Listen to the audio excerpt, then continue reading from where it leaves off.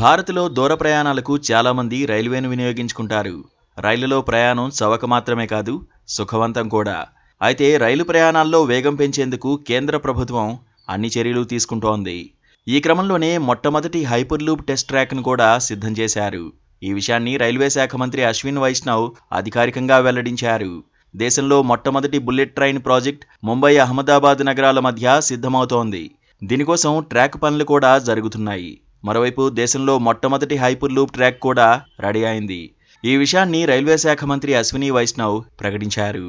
IIT Madras సహకారంతో భారతీయ railway ఈ hyper loop ట్రాక్ను సిద్ధం చేసినట్లు తెలిపారు. ఢిల్లీ నుంచి జైపూర్ వరకు దాదాపు 300 కిలోమీటర్ల దూరాన్ని కేవలం 30 నిమిషాల్లోనే ప్రయాణించవచ్చన్నారు. హైపర్ లూప్ ట్రాక్లో గరిష్ట వేగం గంటకు 600 నుంచి 1200 కిలోమీటర్లు వెళ్లొచ్చని కేంద్ర మంత్రి అశ్విని వైష్ణవ్ పేర్కొన్నారు.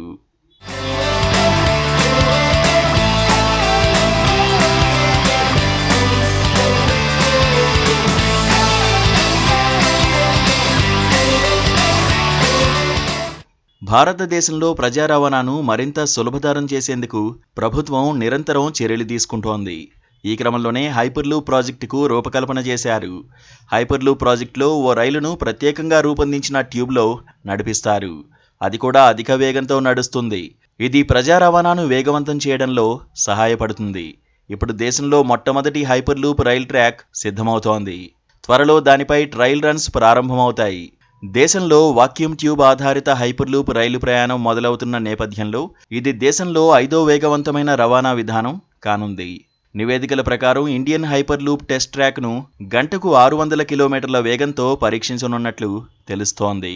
ఈ విధంగా 300 కిలోమీటర్ల ప్రయాణాన్ని కేవలం 30 నిమిషాల్లోనే చేరుకోవచ్చు. మరోవైపు దేశంలో ఇప్పటికే బుల్లెట్ రైలును ప్రారంభించేందుకు సన్నాహాలు పూర్తి స్థాయిలో జరుగుతున్నాయి. గత సంవత్సరం ఏప్రిల్ 2024లో రైల్వే మంత్రి సమాచారమిచ్చారు. ఇండియాలో 2026 నాటికి దేశంలో మొదటి బుల్లెట్ రైలును నడుపుతామని అన్నారు.